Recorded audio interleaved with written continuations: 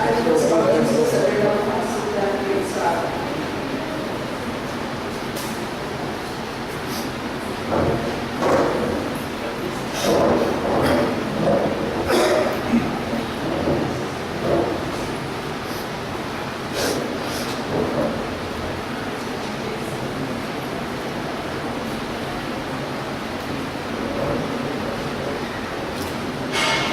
Distinguished speaker, Professor G. and Devy, Mrs. Tejal Amin, Vice President of Krishna Education Society, Board of Members of the Krishna Education Society, Professor Amin, Provost of the Krishna University, various deans of various schools of the Krishna University, Vadodara, esteemed staff, colleagues, and dear students, ladies and gentlemen, a very good evening.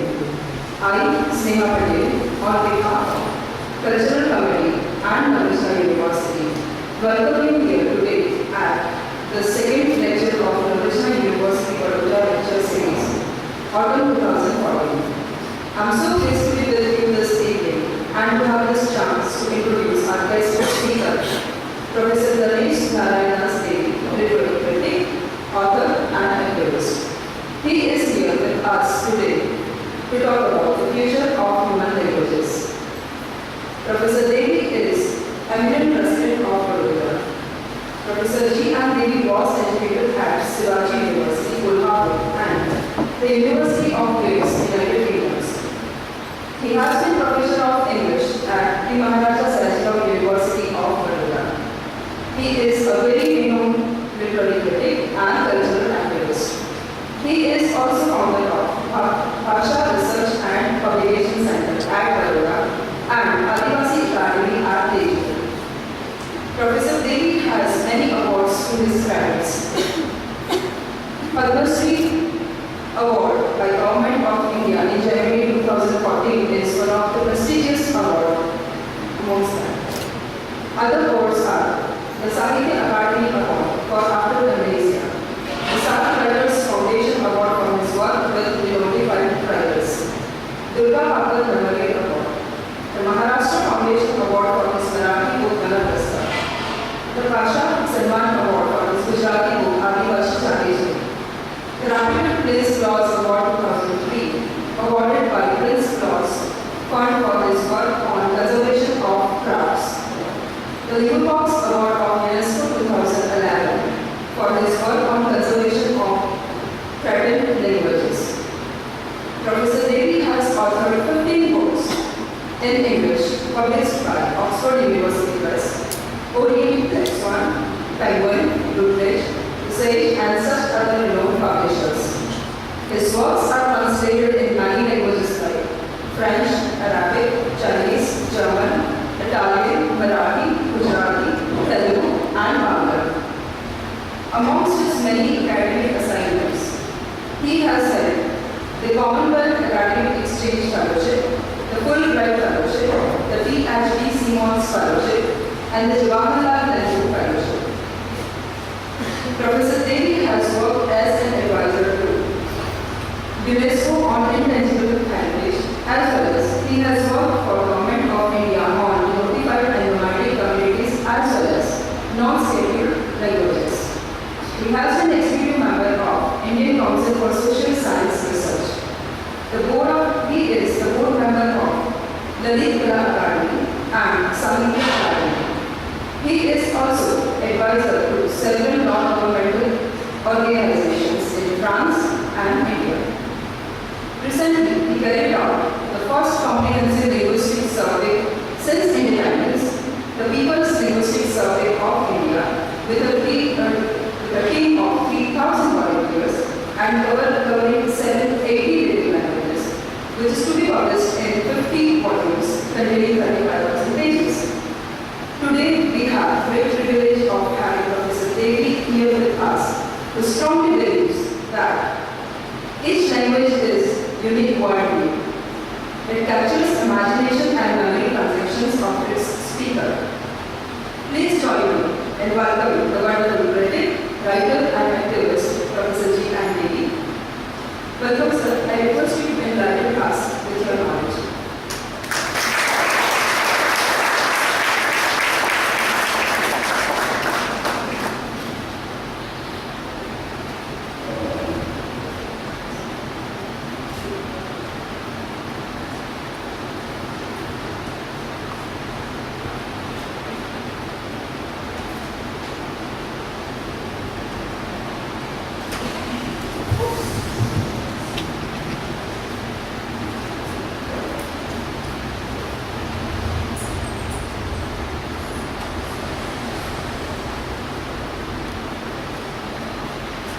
Major Professor eminent citizens of Baroda, academic friends, students, I feel honored that you decided to ask me to speak to you this afternoon. I shall be speaking about seafood, and I do not know if my voice is audible to the very end. So will you please can you hear me clearly? You can. I can hear you clearly.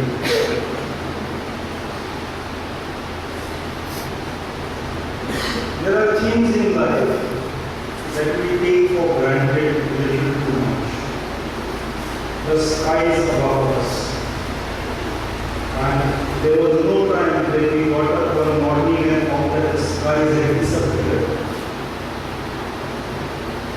We always believe that they shall be around. And then there are people around us. And it has never happened that I found myself all alone, though in a poem, or all alone on a voyage. But there shall be people surrounding me, or I shall be a part of larger humanity. Language is one such thing that we take for granted. We expect that when a baby is born, the baby shall quite naturally crawl into, grow into language. If we see some persons at a distance, if we are going close to them or they come close to us, we expect that we shall be able to greet each other or fight with each other, converse with each other using language. We never question the fact that language is surrounding us. We think that it has been there, it is with us, and it shall be with us. However, this was not the case about 5 lakh years ago. Now, of course, 5 lakh years is a long time, but let me place this time span in some perspective. Let's begin with the beginning of the story.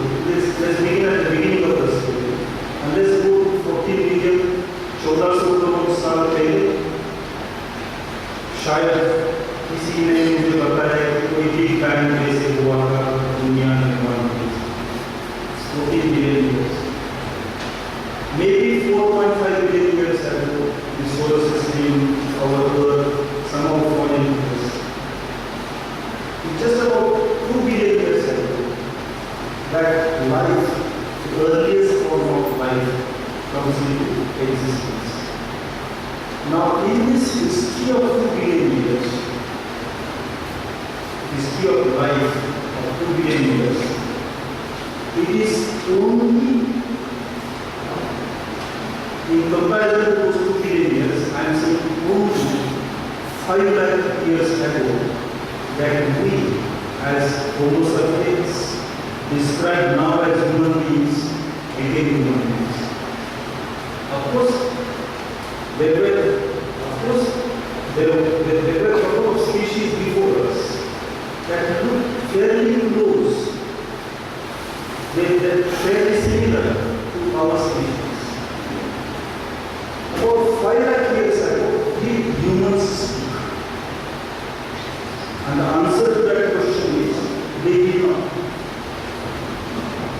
At that time, the human animal has emerged as another strange, another awkward animal that remains not parallel to the earth but perpendicular to the earth. Fish, bird, animal, everybody is parallel to the earth. But we are in a very awkward situation where physical position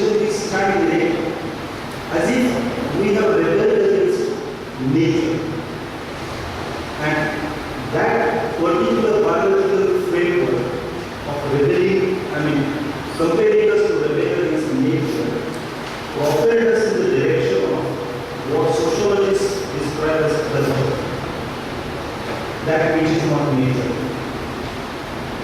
Because of the reduced access of the human body, thanks to that upward posture, where the contact is only with your feet, humans were compelled in vain ways of grasping all the experience that the sensory perception brought to the mind.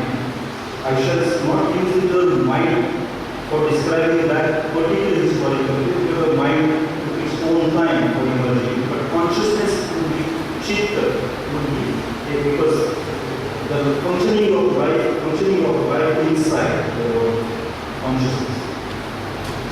The consciousness of early humans,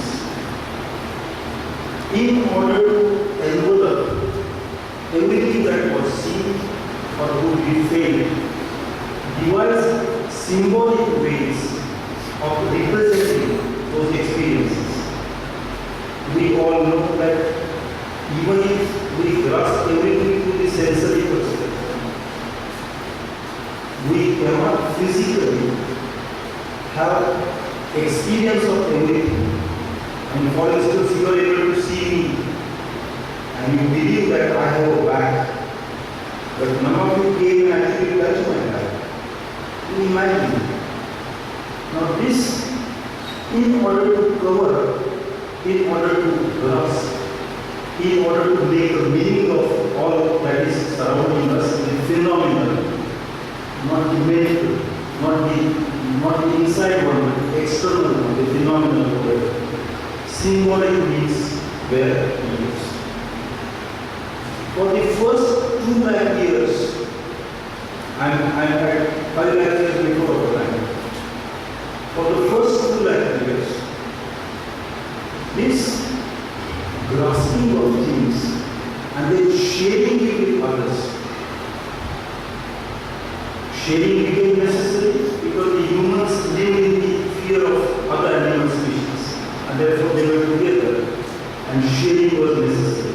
So grasping of things and sharing of the experiences for the first 2 lakh years happened only through what I can describe in a general way as by using the term theatre.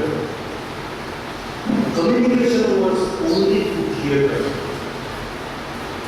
People waved their arms, they danced, they would bend their bodies, they would run around in a limited space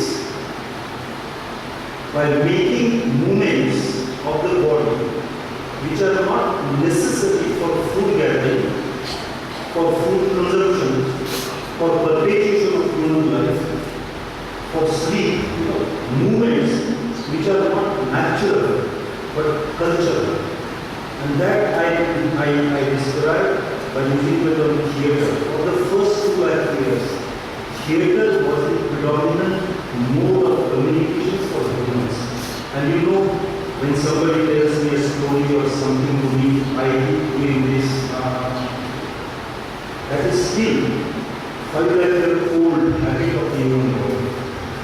We not bite it up, we move ahead, but we internalize, like we internalize theatre as the primary means of communication, just as a tree will keep the innermost layer of being in somewhere inside.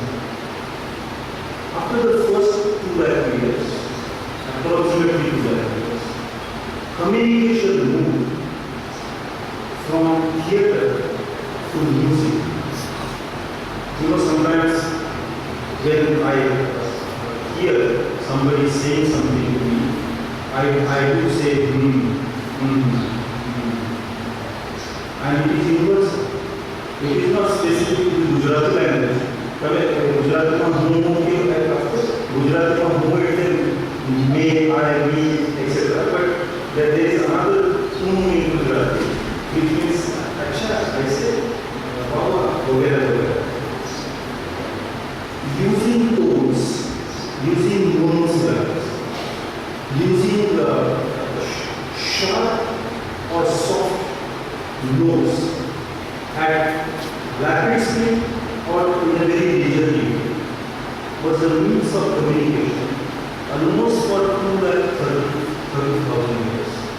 And I shall describe that phase of communication by using a generic term, music. When I use that term, I am not thinking of either Wagner or Vinod Tagore or Lata Mangeshkar or some Michael Jackson. That is use of voice, use of nasal, dental, glottal voice, which was not made for the natural activity, was used symbolically. Through the use of sound, humans probably figured out that more complex meanings could be communicated, and therefore slowly they graduated from only music mixed with theatre to use of language. Now, what is language? Of course, language is words, language is grammar, sentences, and so on. But please think of honeybees communication. Honeybees are, they dance and they are able to express the precise angle at which the bees should fly in order to save their labor. They are extremely good in trigonometry. They know how to measure angles. They don't use the same devices as we do, but they use probably splitting of light with their light sensitivity to photosensitivity, and they are able to transact it in their minds to express very accurately every morning the source of honey, the angle at which the source of honey is, and all the bees, the queen bee dances and communicates, and all the bees go that distance and come back. Flying for them is very taxing, their bodies become hot, so often they die because of overwork, and therefore they have become lazy and they use this, they want to reduce their labor to be very minimum, very necessary. And so they have invented that language. But they have not invented the language in the use of voice. They use dance. Eyes would have been probably a better means of expressing meaning. We all know that eyes are extremely honest to the body. They grow exactly as the body grows. Voice does not grow as the body grows.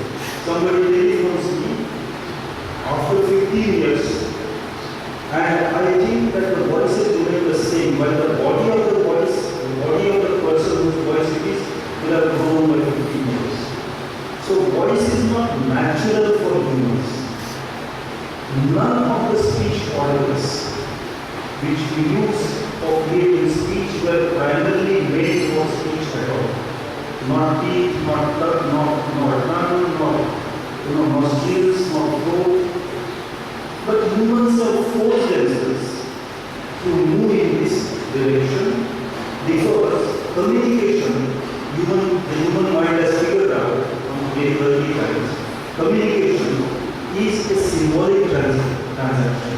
It is not a physical representation. It is not object for object representation. It is only symbolic representation. At the beginning of this lecture, I said skies, and that little word to capture hopefully the entire stuff that is out there. You do not have to have a word large enough for sky, and it's word small enough for a fly.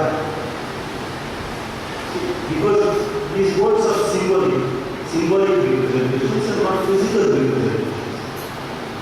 It is 70,000 years ago, for the first time, that humans seem to have uttered a full, complex sentence. Till then, there were no human languages. For the first 40,000 years of this speaking or communication or history of language, for the first 40,000 years, the history of language was confined only to the use of the present tense sentences. Humans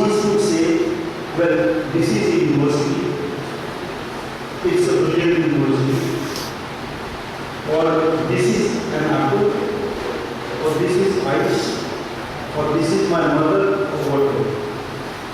But humans could not say in those days that once upon a time there was a king.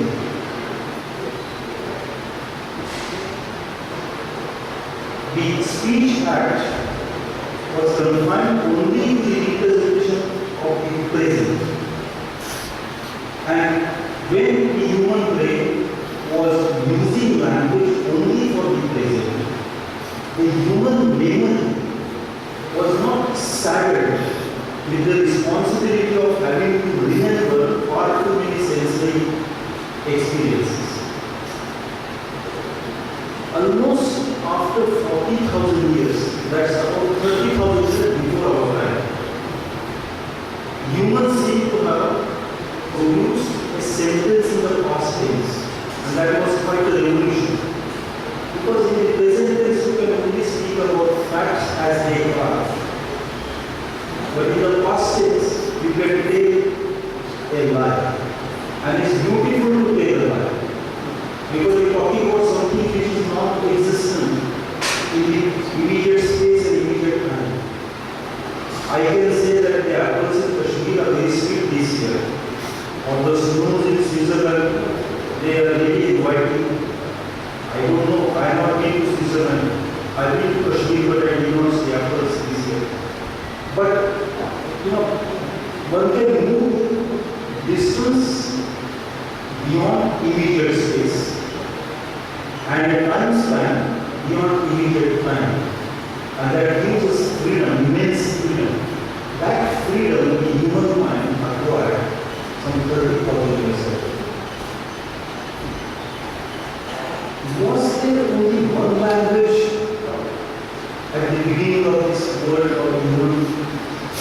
That clearly used to be there because there is a story in the Bible that at one time we were able to understand God's speech, but then we misbehaved, and probably we were going asunder, and many languages, nobody understood what the others were saying.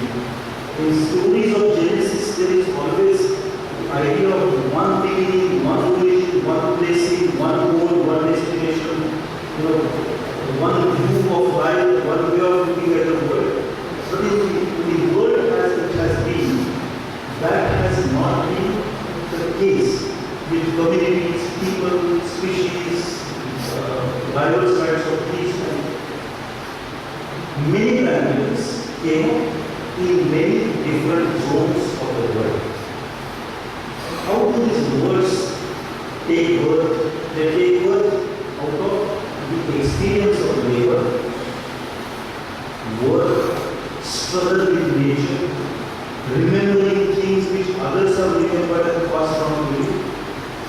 So these words always remind, Professor Mani was saying that maybe you will hear some words which you have as I promised him I shall not disturb them.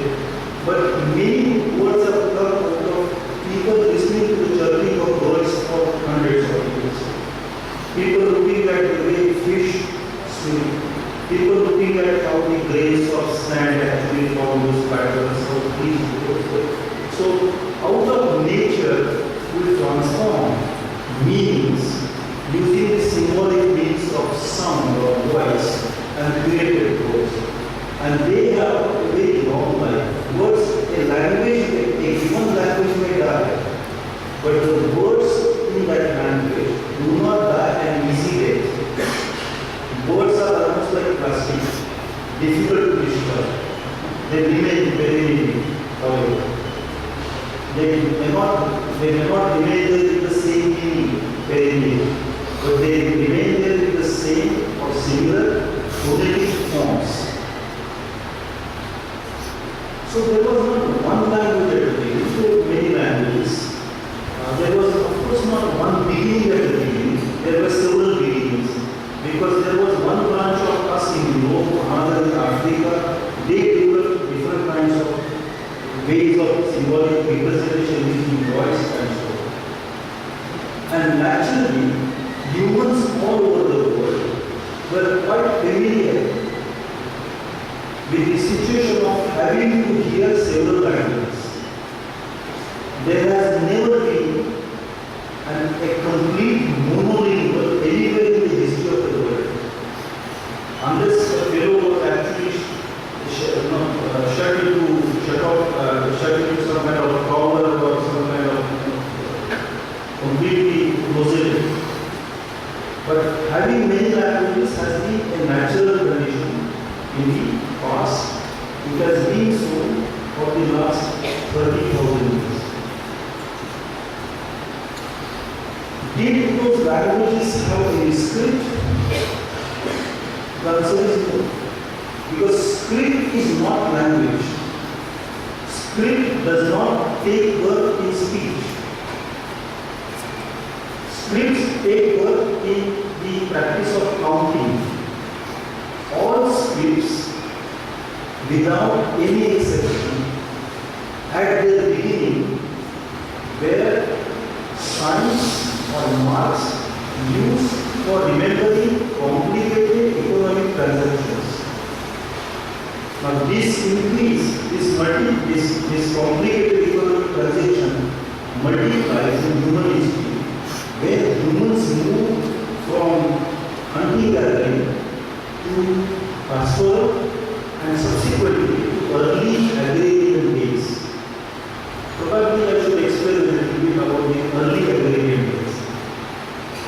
The position of the body is pretty comfortable when you are into hunting gathering activity for survival. The position of the body is pretty comfortable when you are in the pastoral phase of life. Because in pastoral phase, the work that you did for hunting gathering, your animals were doing, your elephants were doing that, your camels, your buffaloes, your sheep, they were doing your work. But when we came to agriculture, and we of course did not come to agriculture accidentally, it was a need. In the pastoral way of life, it was an indication of wealth to have many animals. You remember in our stories, Krishna has made 10,000 cows, and some other king has 1 million cows, and then they fight and so on. And why did if one of them are cow worshippers, how do they fight?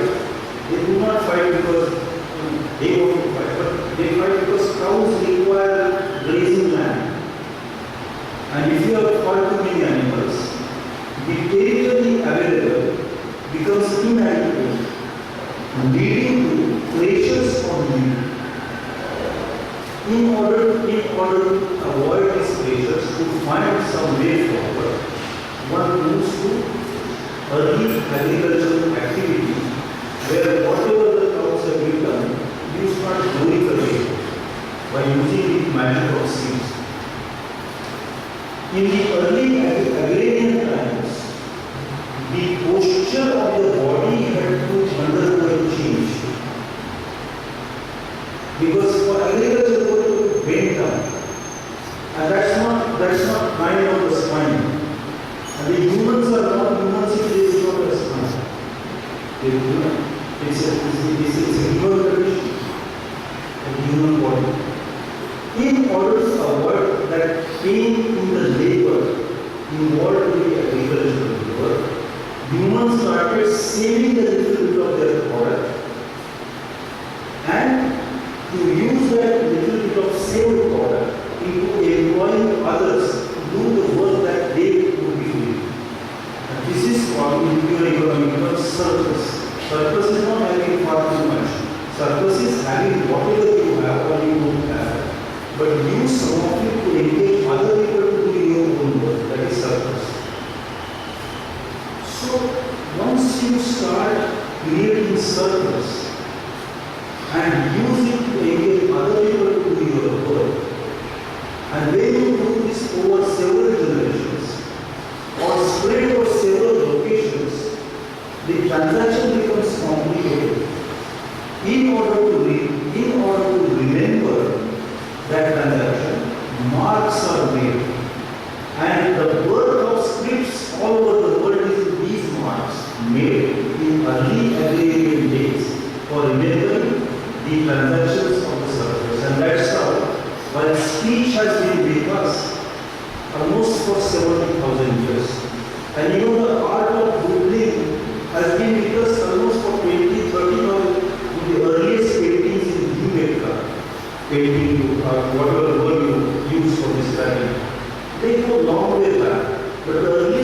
Scripts do not go back beyond maybe 6 or 7,000 years. Scripts do not have any logical limited language. Scripts today are used to represent language. That we call language technology. But scripts are not part of language. I mean, there can be any number of languages without script and good languages. There can be very not so valuable languages but having scripts. One script can write 20 languages. One language can be written in 5 or 6 different scripts without any harm to the language. Konkani is written in Malayalam, Kannada, Devanagari, Roman and so on. Our English language, our French English language does not have a script till this day. I mean, there is no English script. It is a language without a script. But Roman is used for writing the English language. But no harm done. English is still a language, a creative language at that. Scripts emerged about 6 or 7,000 years ago.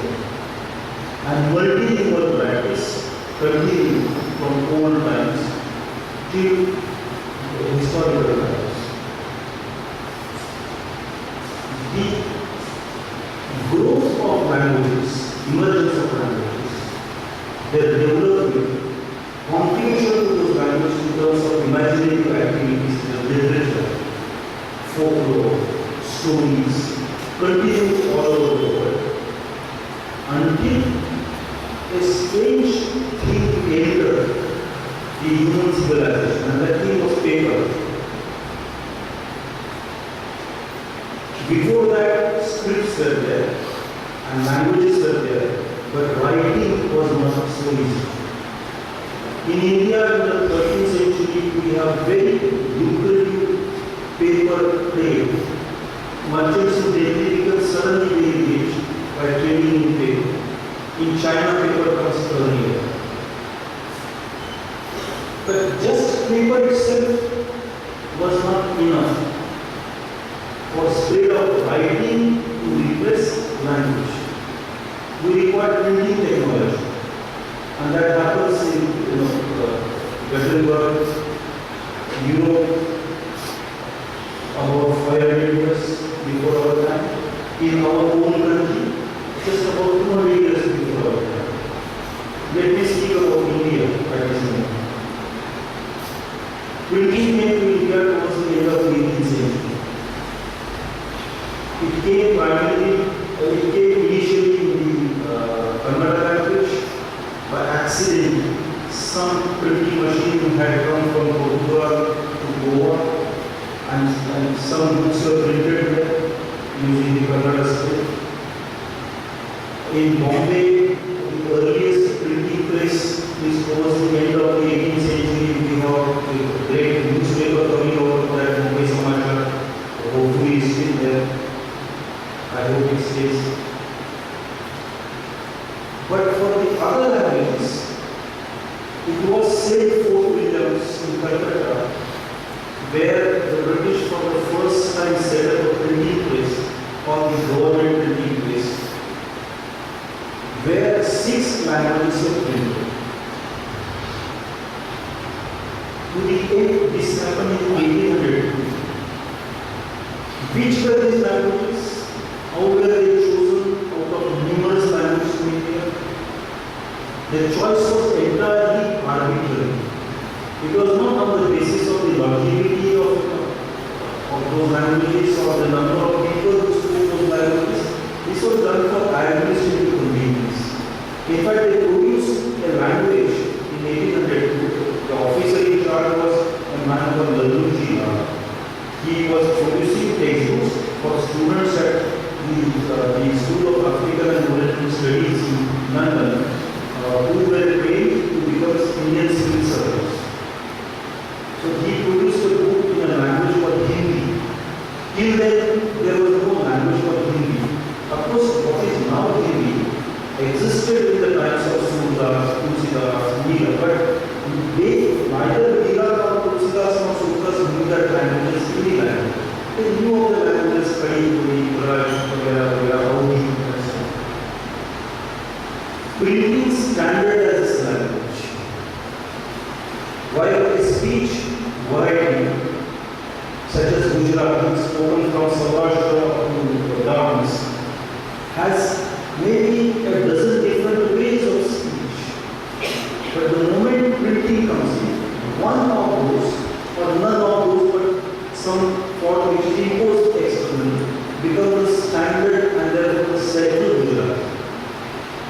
And therefore other varieties become a little inferior. They come to be seen as inferior varieties, they come to be seen as dialects. While in reality, most speech variety is dialect. With the print technology arriving in India, a vast number of Indian languages got classified as oral languages, only spoken, and some as written languages, and therefore literary languages.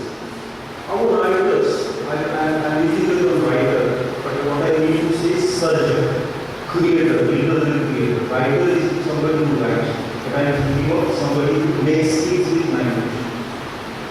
So in India, those who are making things with language, the language artists, they continue in the oral tradition where no printing was available, but where printing was introduced. They started responding to the media and started producing written books. And that's how throughout the 19th century, some Indian languages have certainly great writers. And other Indian languages, which were probably equally great, did not have any writers. The written word has a theological support in the Western tradition, particularly Judaic, Christian tradition, even the Islamic tradition. In the Buddhist tradition, the Hindu tradition, the Jaina tradition, in the Bible traditions, the written word does not have the same kind of significance, though Akshara, that which can never be destroyed, Akshara, is that which can never be dissolved. That's what Akshara had importance. We all knew in our lore that the world has come out of word, that Akshara is Ishwara and so on. But the written word came to be given undue importance during the 19th century in India. All that was in writing came to be considered as truth. All that was not in writing came to be considered as non-truth. All that was in writing was accepted as legally valid. All that was not in writing was legally invalid. Therefore, oral contracts came to be legally invalid. This situation continued in the days of our independence, and at that time, the Constituent Assembly of India debated as to which language should be used in India, and the Constituent Assembly could not conclude the discussion. All the discussions that got concluded 1946 to 1950, all the discussions that got concluded became articles of the Indian Constitution, all the discussions that remained unfinished became the schedules of the Constitution, and therefore, for the purpose of language, we did not get articles of the Constitution, we got a schedule of languages. There is a very deep irony here.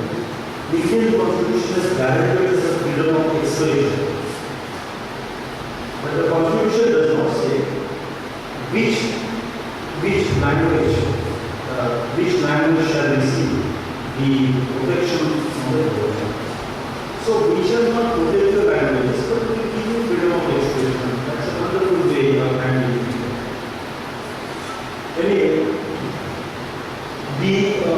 not just the 8th schedule, which the 8th schedule today has 22 languages. At the beginning, it had only languages listed.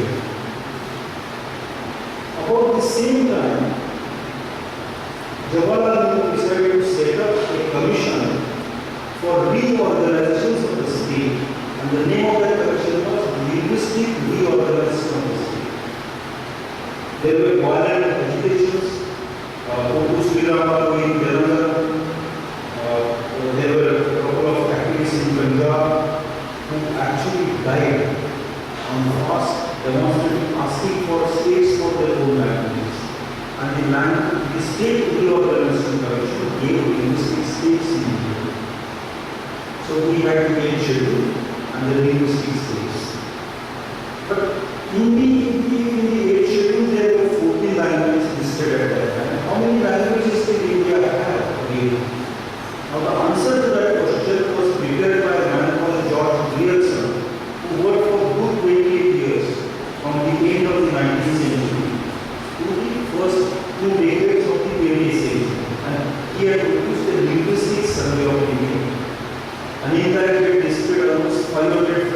varieties that he described as dialects and 189 languages. And that was a larger number than 14 included the ancient and 16 for which states were considered. And about 11 of those actually got the states in the beginning, the rest of them got them subsequently. So what? I mean, how can the government of India provide patronage to 544 varieties and so on? That's a big question. In 1961, when the census was carried out, this is post-independence. The 61 census report of languages gave a list of 1,652 mother tongues. 10 years later, in 1971, the census report on language gave a list of 108 mother tongues. That is, in 10 years' time, the census authorities had eliminated approximately 1,500 names of mother tongues in this country. They had a reason. This is because the Bangladesh war had taken place in 72.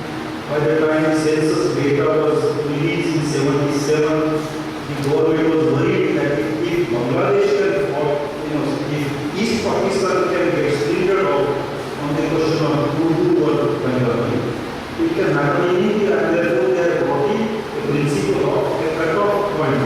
The cut-off point was 10,000. If a language is spoken by less than 10,000 persons, then there is no need to mention its name in the list of mother tongues. If it is spoken by 10,000 or more, then the name will be mentioned. From where did the figure 10,000 come? It came because H.G. Burway, who was sent to Russia and before the linguistic state organization commission was set up, had got that information that in USSR, the figure of 10,000 is used to decide as to which language should be officially given the place in the list of mother tongues.